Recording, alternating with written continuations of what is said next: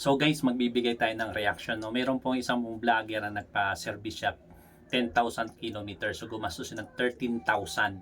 So tignan natin muli kung ang kanyang naggasto ay worth it ba o hindi. So panoodin natin ang kanyang video.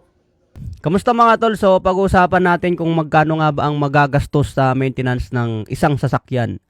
Expander Cross nga po yung sasakyan ko mga tol at 11 months ko na siyang hindi na may maintenance. Kaya malaki po ang binayaran ko sa maintenance ngayon. Unang maintenance, unong 1,000 km, pangalawa nung 5,000 km. Inaantay kong aabot ng 10,000 km. Pero matagal kasi hindi ko masyadong ginagamit. So pinamaintenance ko siya pangatlo 7,700 km. Pero umabot na po siya ng 11 months. So sa ganyang katagal mga tol, magkano nga ba ang magagastos natin? So ayon po sa Mitsubishi sa Dasmariñas, Cavite. Ito po yung binagay na listahan. Dapat kasi mga tol, every 6 months dapat nagpa-maintenance na tayo ng sasakyan eh. Kaso yung akin, inaantay ko talaga yung kilometer niya na tumaas. Kasi mahal lang pa-maintenance ng sasakyan. Kunwari, 6 months. 6 months, konti pa lang yung nagamit kong kilometer. Kung ipa-maintenance ko na naman, magastos na naman. Kaya inisip ko isang maintenance na lang. Hindi ko naman siya ginagamit masyado eh. So sabi sa kasa mga tol, mas maganda raw kung every 6 months pa-maintenance talaga. Kaya napamahal yung maintenance ko ngayon kasi marami daw lininis. So ito nga po yung sinabi mga tol, no. Di ko kasi alam yung mga nilalagay dito, no. Basta binayaran ko na lang.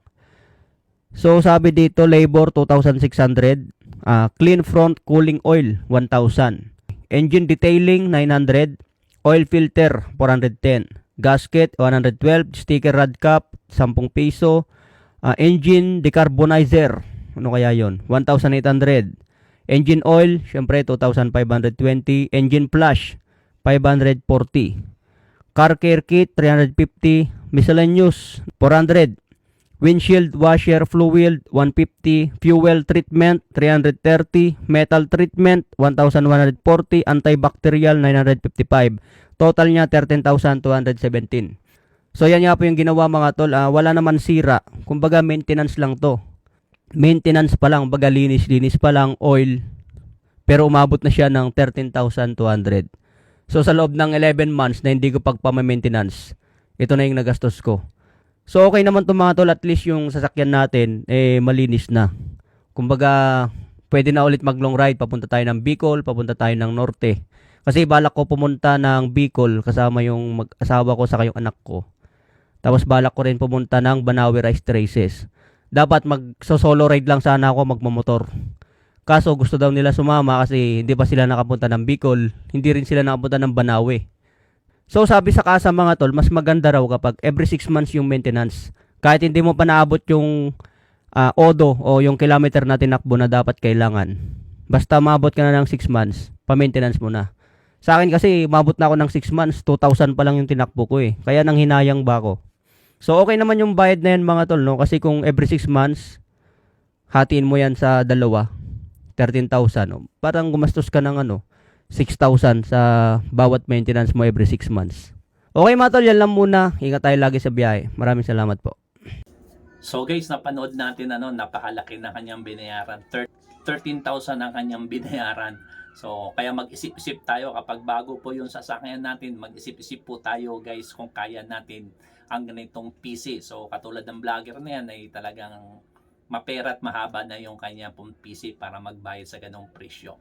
Kung akong tatanungin nyo, hindi ko pa ipa-PMS yun. Kailangan ko makarating ng 10,000.